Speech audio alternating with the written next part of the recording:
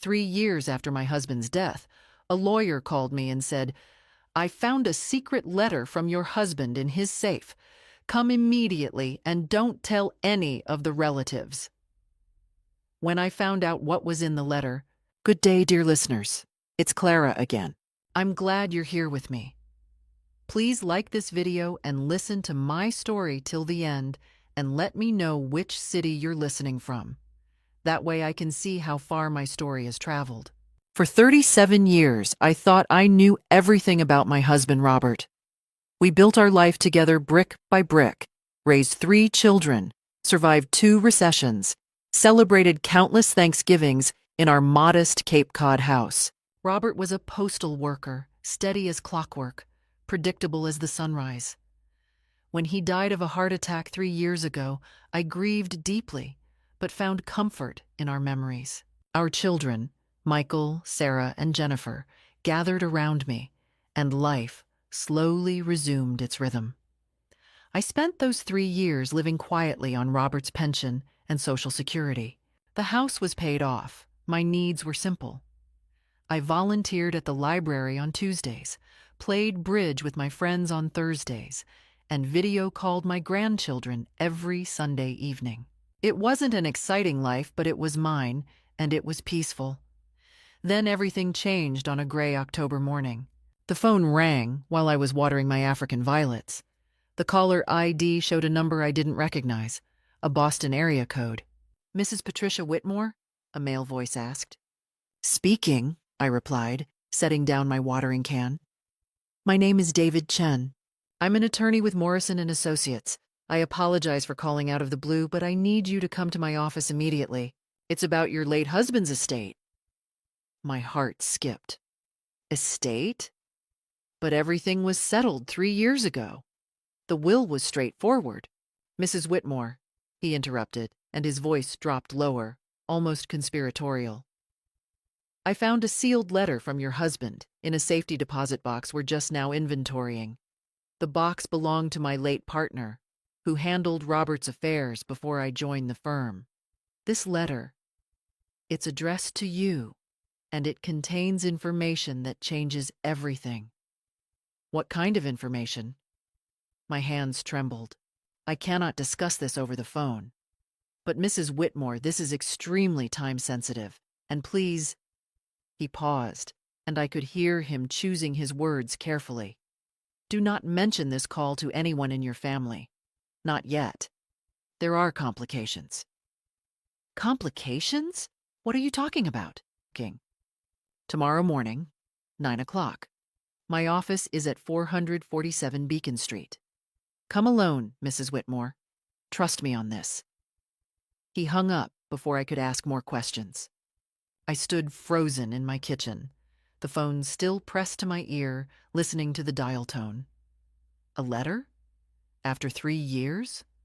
Why would Robert hide a letter with his attorney? And why the secrecy about family? That night, sleep evaded me completely.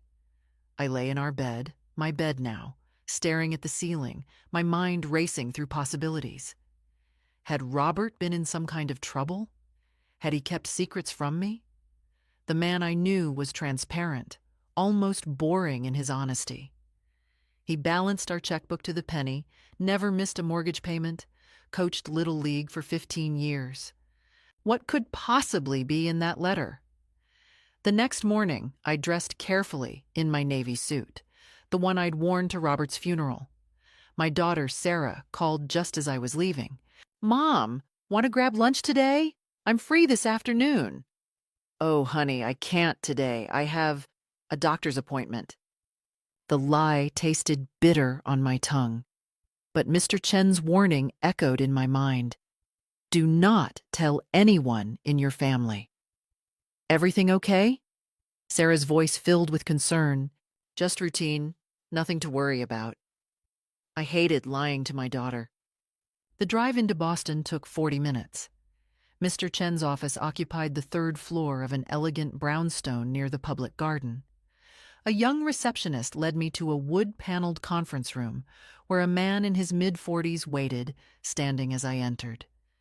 "Mrs. Whitmore, thank you for coming." He shook my hand firmly. Please, sit down. Can I get you coffee? Water?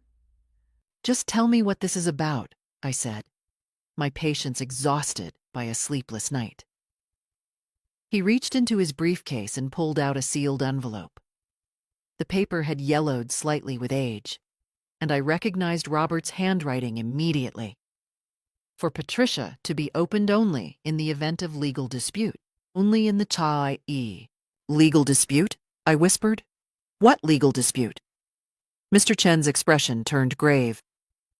Mrs. Whitmore, before you open that letter, I need to tell you something.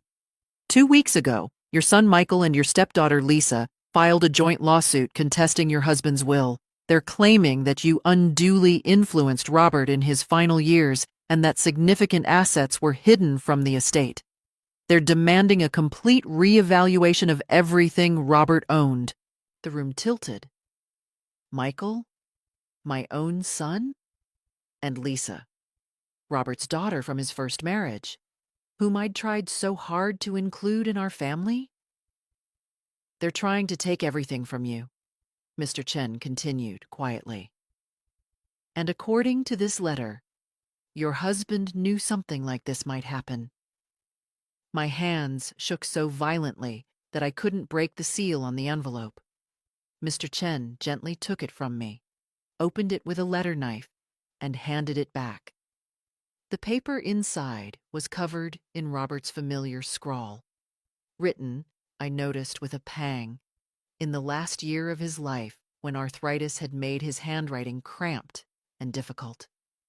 My dearest Patricia, if you're reading this, then my worst fears have come true. I'm so sorry, my love. I should have warned you while I was alive, but I was a coward. I hoped they would prove me wrong. I hoped that after I was gone, they would leave you in peace. But I knew Lisa, and I knew the poison her mother planted in her heart. And I've watched Michael fall under her influence these past few years. They've been planning this, Patricia. Planning to take everything after I'm gone. The life insurance policy, the $750,000 one through my union, they know about it. But what they don't know is that I created a separate trust 2 years ago. It contains the proceeds from selling my father's commercial property in Worcester, $1.2 million. Only you and my attorney know it exists. But here's what you must understand. Lisa and Michael will not stop. They believe they deserve this money more than you do. Lisa thinks I abandoned her when I married you. Michael thinks I favored his sisters. They've spent years building their resentment, and now they plan to take it out on you. Don't let them, Patricia. Fight. You have every legal right to what we built together. The trust documents are with David Chen at Morrison & Associates. He knows everything. I love you. I'm sorry I left you to handle this alone. Forever yours, Robert. I read the letter 3 times, each word cutting deeper.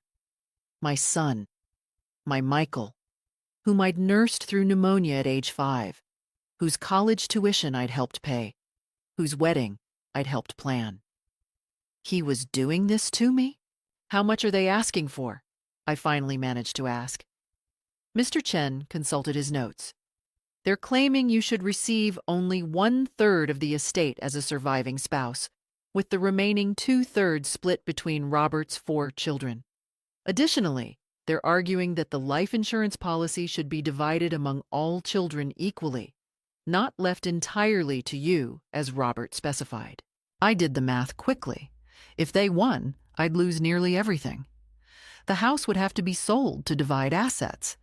I'd be left with perhaps $200,000, not enough to buy even a small condo in this market, not enough to maintain my independence. What about the trust Robert mentioned? I asked. That's the key, Mr. Chen leaned forward. They don't know about it yet, and if we play this correctly, we can use it to protect you. But Mrs. Whitmore, I need to be honest. This will be a brutal fight. Lisa has hired Malcolm Brenner, one of the most aggressive estate litigators in Massachusetts. They're claiming elder abuse, undue influence, even suggesting you isolated Robert from his children. That's absurd, my voice rose. Robert chose to limit contact with Lisa because she constantly demanded money. And Michael visited us every month until... I stopped, remembering. Until about 2 years ago. Then his visits became less frequent. He was always with Lisa during family gatherings, whispering in corners. They've been planning this, Mr. Chen said quietly. Your husband saw it coming. I stood and walked to the window, looking out at the common where leaves were turning brilliant shades of orange and red. People walked dogs, pushed strollers, lived their uncomplicated lives.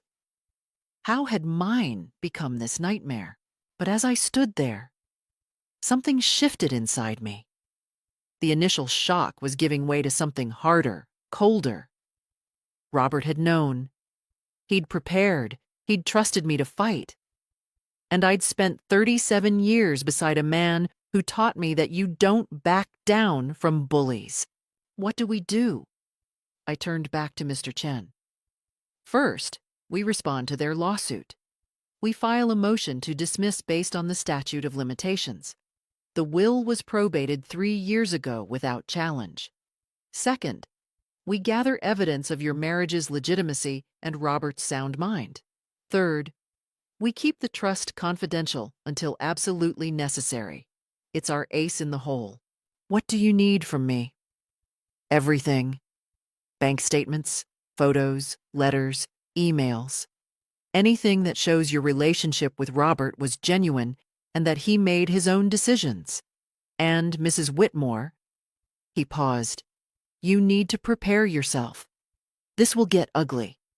Lisa and Michael will say terrible things about you. They'll try to rewrite history, paint you as a gold digger who trapped a lonely widower. Let them try, I said, and I was surprised by the steel in my own voice. I know the truth. Robert knew the truth, and I'm not going to let them destroy his memory or steal what we built together. As I drove home, my phone rang repeatedly. Michael, Sarah, Jennifer. I let them all go to voicemail. I needed time to think, to plan. That evening, I sat at Robert's old desk in our study and began making lists. Documents I could gather. People who could testify to our marriage's strength. Evidence of Lisa's constant money demands over the years. Emails where Michael had asked for loans he never repaid. If they wanted a war, they'd get one. But I would fight smart, not angry. I would be strategic, not emotional. I would win. The next morning, I arrived at Mr. Chen's office with 3 banker's boxes full of documents. I'd stayed up until 3 a.m. organizing everything. 37 years of marriage distilled into bank statements, greeting cards, photographs, medical records. Every piece of paper that proved Robert and I had built a real life together. Impressive, Mr. Chen said, surveying the boxes. This will help immensely. Now, we need to file our response to the lawsuit. I've drafted a motion to dismiss, but I want your approval before we proceed. I read through the legal document carefully. It was cold, clinical language, but the message was clear. Lisa and Michael's claims were baseless, filed too late, and motivated by greed rather than justice. File it, I said. There's one more thing. Mr. Chen pulled out another document. I recommend we send a formal discovery request. We have the right to examine Lisa and Michael's financial records, communications, anything that might reveal their motivations.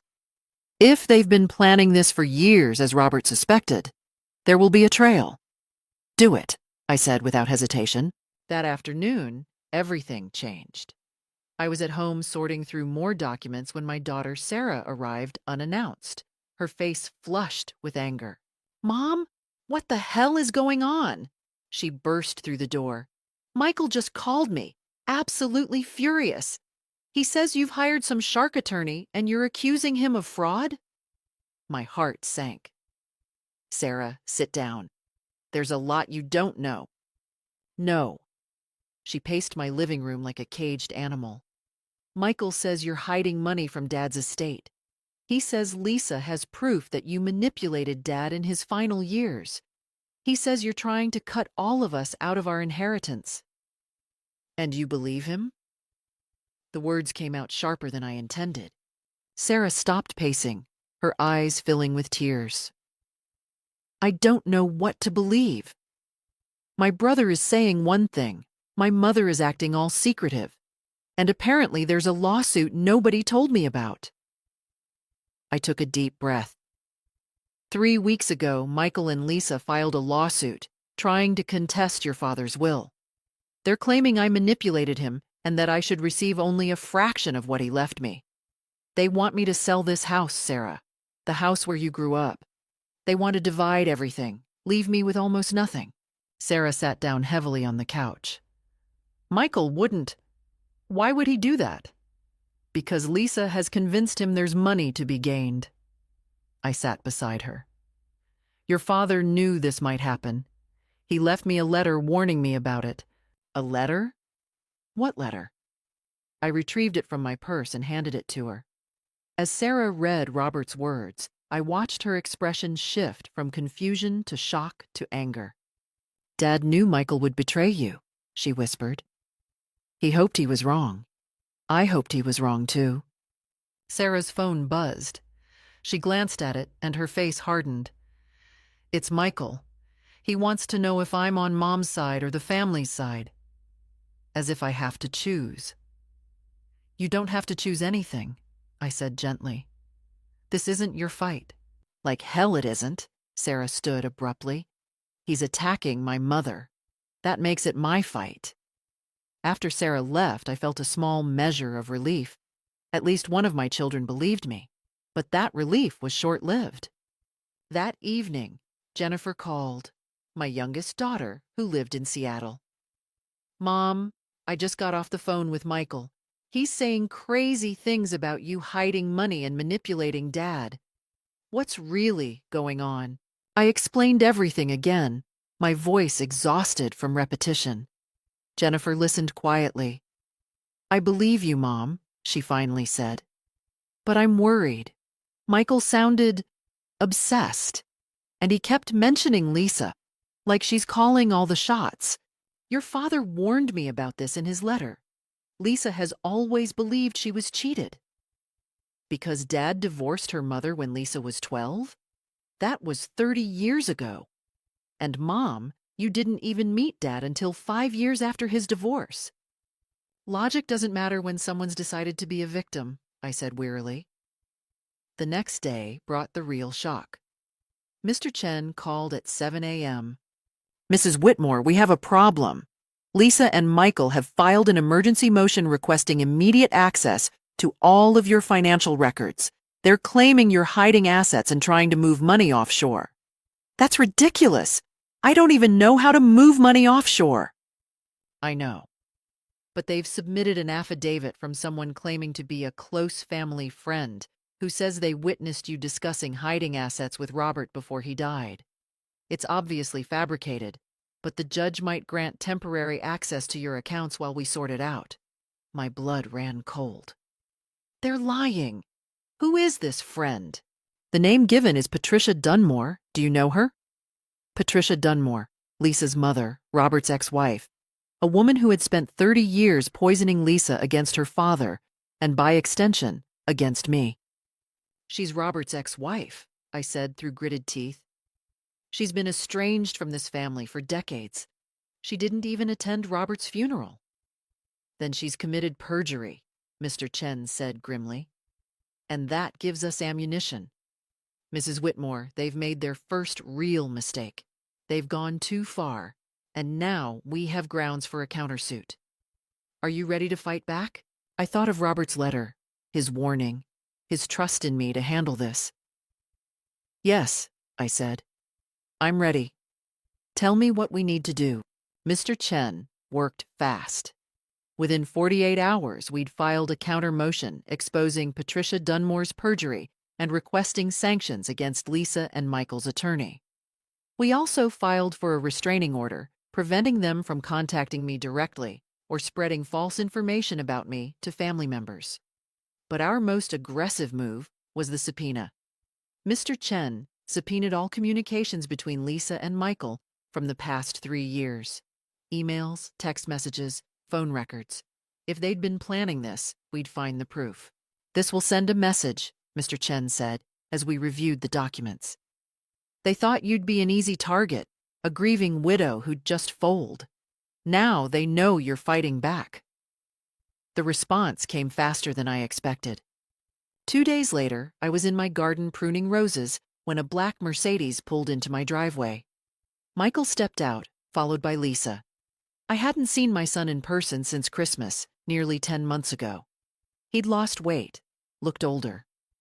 Lisa stood beside him like a general directing troops, her expression cold and calculating. "Mom, we need to talk," Michael called across the lawn. My hands tightened on the pruning shears. "I have nothing to say to you." "Please," Lisa said, her voice dripping with false sweetness. "We're family. Can't we discuss this like adults?" I walked toward them slowly, keeping the garden shears visible in my hand. Not as a weapon, but as a reminder that I wasn't defenseless. "You filed a lawsuit accusing me of elder abuse," I said evenly. "You submitted a perjurious affidavit from a woman who hates me. You tried to freeze my bank accounts, and now you want to talk like adults." Michael at least had the grace to look uncomfortable. "Mom, if you'd just be reasonable about dividing Dad's assets." "Your father divided his assets exactly as he wanted," I interrupted. "Everything was legal. Everything was fair. You're just angry because he left me the life insurance. Because you manipulated him." Lisa's mask slipped, revealing the rage underneath. "You stole him from his first family, and then you stole his money. You don't deserve any of it." "I was married to your father for 37 years, I said coldly. "I earned every penny of what he left me. I was there through his bypass surgery, through his mother's death, through every hard moment." "Where were you, Lisa?" "Oh, that's right. Demanding money and disappearing when he said no." Lisa's face flushed crimson. "You turned him against me. He made his own choices. Maybe if you'd treated him like a father instead of an ATM." "That's enough," Michael stepped between us. "Mom, listen, we know about the trust." My blood froze. How did they know? Lisa smiled, sensing my shock. "Did you think we wouldn't find out? We have investigators, Patricia. They're very thorough. That $1.2 million trust, that's community property. It should be divided among all of Robert's children." "Get off my property," I said quietly. "Or what?" Lisa stepped closer. "You'll call the police?" "Go ahead. We'll tell them about the money you're hiding. We'll tell them how you isolated Robert from his children. We'll tell them everything." "Mom," Michael's voice softened, trying a different approach. "Just give us what's fair. Split the trust 4 ways among us kids and we'll drop the lawsuit. You can keep the life insurance, keep the house. Everyone walks away happy. Everyone except me, you mean?" I looked at my son, this man I'd raised, and barely recognized him. "Michael, your father left you $50,000 in his will. Sarah and Jennifer each got $50,000. He made sure you were all taken care of. What you're doing now, it would break his heart." "Don't you dare talk about what would break his heart." Michael's voice turned vicious. "You broke it first when you poisoned him against his own daughter." They had me surrounded now, Michael on one side, Lisa on the other. My heart pounded, but I refused to show fear. "You have 48 hours, Lisa said. "Agree to divide the trust or we escalate. We have affidavits from 3 more family friends ready to file." We have a forensic accountant who'll tear apart every transaction you and Robert made in the last 10 years. We have evidence of financial elder abuse. By the time we're done, you won't have anything left. Get off my property? Each word came out like ice. They left, but Lisa's parting shot echoed behind them. You can't win this, Patricia. We have unlimited resources. How long can you afford to fight? I stood in my driveway, shaking, until their car disappeared. Then I went inside, locked every door and window, and called Mr. Chen. They know about the trust, I told him. They have investigators. They're threatening to file more false affidavits. Let them, Mr. Chen said calmly. Every false statement they make is another nail in their coffin. Mrs. Whitmore, they're desperate. That's why they came to your house, to intimidate you into settling. It means our strategy is working. It doesn't feel like it's working. Take a few days, he advised. Rest. Don't engage with them. Let me handle the legal maneuvering. You've been under enormous stress. Go visit Jennifer in Seattle or go to Sarah's house. Get away from this for a moment. He was right. I was exhausted, emotionally drained. That evening, Sarah insisted I stay at her house. For 3 days, I tried to rest, tried to think about anything except the lawsuit. But even in Sarah's guest room, I couldn't escape. The reality of what my son had become haunted me. On the 4th day at Sarah's house, Michael called her phone. Sarah handed it to me with a warning look. Mom? His voice sounded tired, almost conciliatory. Can we please talk? Just you and me, without lawyers? Every instinct screamed not to trust him, but he was still my son. What do you want, Michael? To apologize, to explain. Please, Mom, meet me for coffee. 1 hour. That's all I'm asking. Against my better judgment, I agreed. We met at a Starbucks near Sarah's house. Neutral territory. Michael arrived alone, and for a moment, seeing him walk through the door, I felt a surge of hope. Maybe he'd come to his senses. Maybe this nightmare could end. Mom? He slid into the booth across from me. I've been thinking a lot about Dad, about us, about this whole mess. Have you? I kept my voice neutral. Lisa has been in my ear for years, he said, staring at his untouched coffee. She's my half-sister, and she had it rough after Dad left her mom. She's convinced that Dad owed her more, that she got cheated. And I guess I started believing her. Michael, your father gave Lisa $30,000 as a wedding gift. He co-signed her first mortgage. He paid for her son's rehab, twice. What more did she want? Everything, Michael said quietly. She wanted everything. And she made me see all these moments from the past differently. She'd say, remember when your dad missed your baseball game? That's because of Patricia. Or, remember when you needed money for your business and he said no? Patricia controlled the purse strings. That's not true. Your father made every financial decision himself. I know. Michael rubbed his face. I know that now.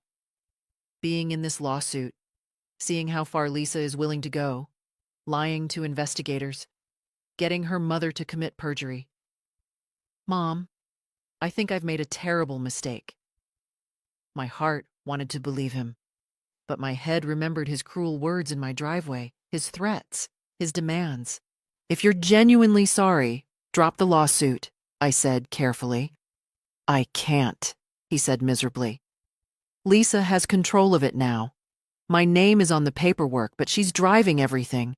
Her attorney, her investigators, her money funding it all. If I try to back out, she'll sue me too. She says I signed contracts, made commitments. So you're trapped. Mom, I need your help. He leaned forward desperately. If you'd just agree to give Lisa what she wants, maybe $400,000 from the trust, she'd drop everything.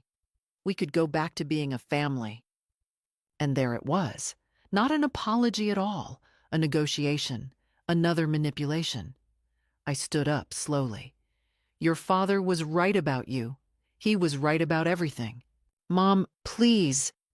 You're not trapped, Michael.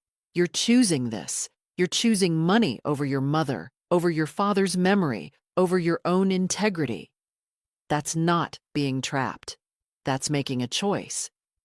I walked out of the Starbucks and didn't look back, even when he called after me.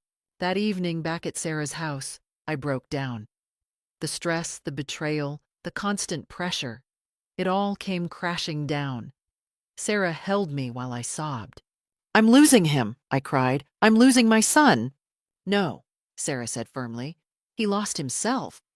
You're still right here, Mom. You're still the person who raised us with integrity. He's the one who chose to abandon that. Over the next week, something unexpected happened. People started reaching out. Robert's former colleagues from the Postal Service called to offer support. My bridge club organized a dinner at my house. They brought food, cleaned my kitchen, and spent the evening sharing stories about Robert.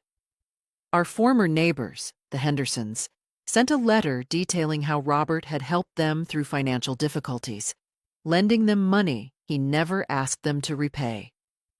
You'll need this for court, Martha Henderson wrote, to show what kind of man he really was. My sister flew in from Florida, insisting I needed family support. Even my cousin's daughter, a paralegal, offered to help Mr. Chen's office with document organization at no charge. You're not alone in this, my sister said one evening as we sat on my back porch. Robert knew you'd need people. That's why he built such a good life with you, because he knew good people would stand by you. Jennifer flew in from Seattle for a long weekend. Together with Sarah, we went through more of Robert's possessions, finding treasures I'd forgotten, letters he'd written me during his business trips, birthday cards with his heartfelt messages, photographs of our life together. Look at this, Jennifer showed me a photo from their childhood. Dad helping Michael with his homework. He's got his arm around him, totally patient. Dad was a good father. Michael knows that. Lisa might have poisoned his thinking, but somewhere inside, he knows the truth. Then why is he doing this? I asked. Because sometimes, Sarah said quietly, greed makes people forget what they know. Mr. Chen called with an update. The discovery is coming back and it's damaging to them. We have emails between Lisa and Michael from 2 years ago, before your husband even died, discussing how to challenge any will that didn't favor them. We have text messages where Lisa coaches Michael on what to say to Robert to make him feel guilty about the divorce. They were planning this while Robert was still alive? The betrayal cut even deeper. Yes, and Mrs. Whitmore, there's more. Lisa's financial records show she's nearly $300,000 in debt. Credit cards, personal loans, a second mortgage. She's desperate. This isn't about fairness. It's about survival for her. She needs this money. That's not my problem, I said coldly. Her poor financial choices don't entitle her to steal from me. Agreed, I'm preparing our counteroffensive. They wanted a war. We'll give them one. For the first time in weeks, I felt steady. My daughters stood with me. My community supported me. And I had Robert's memory to fight for. Lisa and Michael might have money and investigators and aggressive attorneys. But I had the truth. And I had something they'd never understand. Real love, real family, real integrity. 3 weeks of relative calm passed. Mr. Chen was building our case methodically, gathering evidence, preparing for trial. I'd returned to my house, reinforced with alarm systems that Sarah had insisted on installing. My daily routine slowly resumed. Library volunteer work, bridge club, Sunday calls with grandchildren. Then, on a Tuesday afternoon, they came. I was reading in my living room when the doorbell rang. Through the window, I saw Lisa, Michael, and, unexpectedly, Michael's wife, Karen, whom I'd always gotten along with. Also present was Jennifer's ex-husband, David, who had remained close with our family even after the divorce. My stomach knotted. This wasn't a casual visit. This was a delegation. I opened the door but didn't invite them in. "What do you want?" "Please, Patricia," Karen spoke first, her eyes pleading. "Can we come in? We want to talk. Really talk. No lawyers, no threats, just family." Against my instincts, I let them in. They arranged themselves in my living room, filled with furniture Robert and I had chosen together, photos of our life together on every surface. "Mom," Michael started, and his voice was gentle, carefully modulated. "We've all had time to think, to cool down. This fighting, it's destroying our family." "You started this fight," I reminded him. "I know," he nodded, looking appropriately remorseful. "And I want to end it. We all do." Lisa sat forward, and I noticed she'd softened her appearance. Less makeup, a simple dress instead of her usual designer outfits. She was playing a role. "Patricia, I owe you an apology," Lisa said, and she even managed to make her eyes glisten with tears. "I've let my anger about my parents' divorce poison my relationships. My therapist has helped me see that I've been blaming you for things that weren't your fault. It was a good performance. I had to give her that. I've been in therapy too," Michael added, "working through my issues with Dad. I realize now that I projected a lot of my own failings onto you and Dad. It wasn't fair." Karen reached over and squeezed my hand. "Mom Whitmore, Michael has been tormented by this. He barely sleeps. He knows he's hurt you terribly. We just want to find a way forward." David spoke up then. "Patricia, you know I've always respected you. Even after Jennifer and I divorced, you treated me with kindness. I wouldn't be here if I didn't think reconciliation was possible. They were surrounding me with reasonableness, with apparent vulnerability, with manipulated witnesses. It was masterful." "What exactly are you proposing?" I asked carefully. Lisa pulled out a folder. "A compromise. A real one. You keep the house, all of Robert's personal effects, and $800,000 from the trust. The remaining $400,000 gets divided among Robert's 4 children, $100,000 each. You keep the life insurance policy. Everyone gets something fair, and we drop the lawsuit. No more fighting." "You'd be comfortable, Mom," Michael urged. "More than comfortable, and we could rebuild our relationship. I could bring the grandkids over again. We could have family dinners, holidays together." "Think about it," Karen added. "Is the extra money worth losing your son? Your grandchildren?" It was a brilliant trap. They'd dressed up theft as compromise, extortion as reconciliation, and they'd brought witnesses to make it seem reasonable. "I need to think about this," I said, stalling. "Of course," Lisa said smoothly.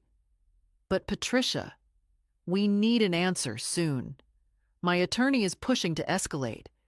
If we don't have a settlement by Friday, he's filing motions that will, well, they'll be very unpleasant. Claims about your mental health, about inappropriate financial transactions. We don't want to do that, but you will," I finished. "If I don't give you money that isn't yours, you'll publicly destroy my reputation." "It's not like that," Michael protested. "Then what is it like?" I stood abruptly. "Because it sounds like extortion to me." Lisa's carefully constructed mask slipped for just a moment, and I saw the calculation in her eyes. "It's reality, Patricia. You can't win this fight. Even if you win in court, you'll lose everything paying legal fees. You'll lose your family.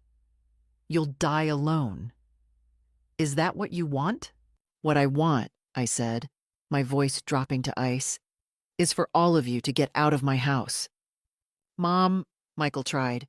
"Get out." The words erupted from somewhere deep inside me. "You come here with your fake tears and your therapy talk and your threats dressed up as concern. You think I'm stupid? You think I don't see exactly what this is?" "You're making a mistake." Lisa stood, her mask completely gone now, her voice dripping venom. "We're giving you a way out. If you refuse, then refuse I do, I said. You want the money? You'll have to take it from me in court, and I'll fight you with every resource I have. You don't have resources, Lisa hissed. You're a 73-year-old woman living on a pension. We have investigators, attorneys, unlimited funds. And I have the truth, I interrupted. I have 37 years of marriage. I have Robert's letter. I have your own emails planning this before he even died. Yes, Lisa, we have your emails. Every scheming message, every manipulation, every lie. Her face went white. That's privileged communication. It's evidence of fraud, I corrected. Now get out of my house before I call the police. They left in a fury. Michael slammed the door so hard a picture fell off the wall. Through the window, I watched them argue in the driveway, Lisa gesticulating wildly, Michael hanging his head. After they left, I sat in the silence of my living room, shaking. My phone buzzed, a text from Karen. I'm sorry. They made me come. Michael promised me this was genuine. I had no idea they were threatening you. I'm so sorry. At least Karen had some conscience left, but I was afraid now, truly afraid. They were escalating. They were desperate. What would they do next? Yet beneath the fear, something harder crystallized. They'd shown their hand. They'd revealed their desperation. And in doing so, they'd made me absolutely certain I would never give them a penny. The court date arrived 6 weeks later. Mr. Chen had prepared me meticulously, mock questions, strategy sessions, evidence review. We had everything: Robert's letter, the emails showing premeditation, testimony from Robert's colleagues, financial records proving my claims. They'll try to paint you as cold and calculating, Mr. Chen warned as we sat in the courthouse conference room. They'll say you manipulated a dying man. Don't let them see you angry. Calm, factual, sympathetic. That's who you need to be. I understand. And Mrs. Whitmore, we're going to win this. The courtroom was smaller than I'd expected. Judge Margaret Chen, no relation to my attorney, presided with a reputation for no-nonsense efficiency. Lisa and Michael sat across the aisle with their attorney, Malcolm Brenner, an imposing man who looked like he ate raw meat for breakfast. Sarah and Jennifer sat behind me, their presence a comfort. Karen was noticeably absent from Michael's side. Brenner opened with exactly the strategy Mr. Chen had predicted. He painted me as a gold digger who'd targeted a lonely widower, isolated him from his children, and manipulated him into leaving me everything. Your Honor, Brenner's voice boomed through the courtroom. Patricia Whitmore systematically alienated Robert Whitmore from his daughter Lisa, poisoned his relationship with his son Michael, and in his final vulnerable years, convinced him to disinherit his own children in favor of her exclusive benefit. He called Lisa to the stand first. She played her role beautifully, the abandoned daughter, the wounded child, crying as she described how I'd stolen her father. She claimed I'd prevented her from visiting Robert in the hospital before he died, that I'd destroyed family photos that included her mother, that I'd intercepted her letters and phone calls. Every word was a lie. When it was Mr. Chen's turn to cross-examine, he was surgical. Ms. Whitmore, you testified that Patricia prevented you from seeing your father. Do you have any evidence of this? She was always there, always controlling who could visit. I see. And yet hospital records show you visited your father exactly twice during his final hospitalization, both times with Patricia present and welcoming you. Can you explain that discrepancy? Lisa faltered. I meant in the years before. Let's talk about those years. Mr. Chen pulled out documents. In 2019, you asked your father for $25,000 for your son's rehab. He provided it. In 2020, you asked for $15,000 for a business investment. He provided it. In 2021, you asked for $30,000 to avoid foreclosure. He provided it. Each time, Patricia encouraged him to help you. Do you remember that? He was my father! That money was rightfully— And each time, you stopped contacting him within weeks of receiving the money. Until you needed money again. Your phone records show a pattern. Calls to your father spike when you have financial troubles, then disappear when your troubles are resolved. Does that sound like a loving daughter or a financial opportunist? Objection, Brenner shouted. Argumentative. Sustained, the judge said mildly, but I'll allow the records. Michael's testimony was even worse for them. He stumbled through his claims, contradicting himself, admitting under cross-examination that his father had been generous, that I'd always been kind to him, that his main grievance was feeling his sisters got more attention. Then Mr. Chen played his trump card. Mr. Whitmore, I'd like to show you Exhibit 47. He projected an email on the screen. This is an email from Lisa Whitmore to you, dated April 2022, 6 months before your father died. Can you read the highlighted section? Michael's face drained of color. I don't remember. Read it, please. Michael's voice was barely a whisper. When Dad dies, we need to challenge the will immediately. Patricia will have everything locked up tight. We need to claim undue influence, elder abuse, whatever it takes. There's at least $2 million in assets. We deserve half. The courtroom was silent. Your father was still alive when you wrote this response, Mr. Chen continued. You wrote, agreed. Let's start documenting everything now. You were planning to contest his will before he even died, before you even knew what was in it. This wasn't about fairness, Mr. Whitmore. This was about greed. Objection. Brenner was on his feet. These emails were obtained through perfectly legal discovery, Mr. Chen interrupted. Your clients opened this door when they filed their lawsuit. Judge Chen leaned forward. I'll allow it. Continue, Mr. Chen. I have 53 additional emails showing this conspiracy. I have text messages where Lisa coaches Michael on what to say to make Robert feel guilty. I have financial records showing Lisa is $300,000 in debt and desperate. And I have this. He held up Robert's letter. This is a letter from Robert Whitmore, written 2 years before his death, to be opened only if his children challenged his will. In it, he explicitly states that he fears exactly what has happened, that Lisa and Michael would attack Patricia after his death. He establishes a trust specifically to protect her from this eventuality. He details years of watching his children, particularly Lisa, treat him as a bank rather than a father. This letter was sealed and held by our firm. Patricia Whitmore didn't know about it until after the lawsuit was filed. Mr. Chen turned to face Lisa and Michael directly. These two people didn't challenge the will because they believed Patricia manipulated their father. They challenged it because they wanted money. Their father knew it. He saw it coming, and he took steps to protect the woman who actually loved him. The silence in the courtroom was deafening. Judge Chen removed her glasses and looked directly at Lisa and Michael. The silence stretched for what felt like an eternity. I've presided over estate disputes for 23 years, she said finally, her voice cutting through the tension like a blade.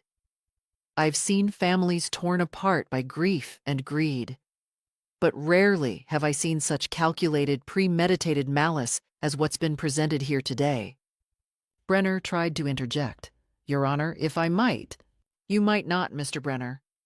The judge's tone could have frozen fire. I've heard enough. This court finds that the will of Robert Whitmore was executed properly, that Robert Whitmore was of sound mind, and that there is absolutely no evidence of undue influence, manipulation, or elder abuse by Patricia Whitmore. I felt Sarah's hand grip mine. Furthermore, Judge Chen continued, the evidence presented by Mr. David Chen demonstrates that this lawsuit was filed in bad faith, with malicious intent, and with full knowledge that the claims were false. The emails and text messages show clear premeditation, planning to contest the will before Robert Whitmore had even died. Michael had his head in his hands. Lisa sat frozen, her face a mask of disbelief. The petition to contest the will is denied in its entirety. Patricia Whitmore is confirmed as the rightful beneficiary of her husband's estate, including all assets, trusts, and insurance policies.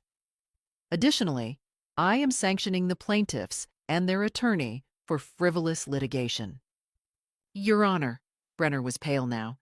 Mr. Brenner, your clients submitted false affidavits. They made deliberately misleading claims to this court.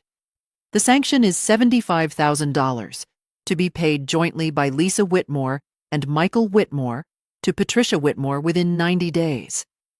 This will partially compensate her for the legal fees she's been forced to incur, defending against this baseless attack. Lisa made a strangled sound.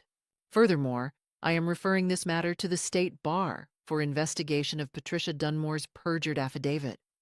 If she lied under oath, and the evidence strongly suggests she did, she will face criminal charges. Judge Chen turned her gaze to Michael, and I saw my son physically wilt under her scrutiny. Mr. Whitmore, your father left you $50,000 in his will. That was generous, given what I've learned about your relationship. You've now spent what I imagine is close to that amount on legal fees for this failed lawsuit. You owe $75,000 in sanctions, and you've destroyed your relationship with your mother and sisters. Was it worth it? Michael said nothing, and Ms. Lisa Whitmore. The judge's voice dropped even colder. You orchestrated this entire scheme. You manipulated your half-brother. You convinced your own mother to commit perjury. You attempted to steal from a widow who showed you nothing but kindness. I want you to understand something. You will not receive 1 penny from your father's estate. Not now, not ever. And if you attempt to file any future legal action against Patricia Whitmore, I will personally see to it that you face the maximum penalties available under law. This is unjust, Lisa finally found her voice standing up.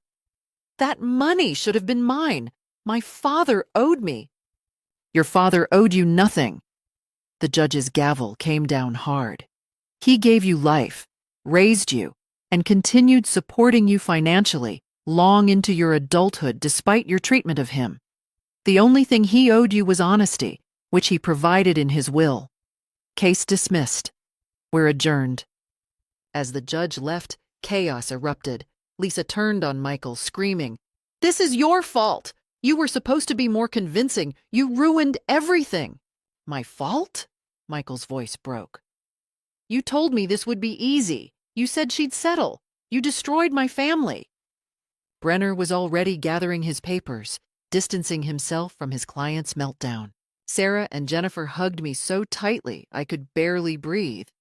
Mr. Chen shook my hand with a broad smile. Congratulations, Mrs. Whitmore. Complete victory. As we walked out of the courtroom, I passed Michael in the hallway.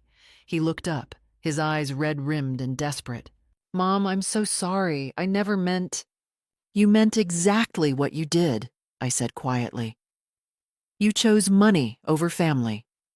You chose Lisa's poison over your father's memory. You chose to believe lies over 37 years of truth. Those were your choices, Michael. Now live with them. Please, I can change. I can make this right. No, I said firmly, you can't. Some things once broken can't be fixed. I walked away from my son, feeling both heartbroken and free. The next week brought revelations that were almost comical in their poetic justice. Lisa's husband filed for divorce, citing her lies and financial deception.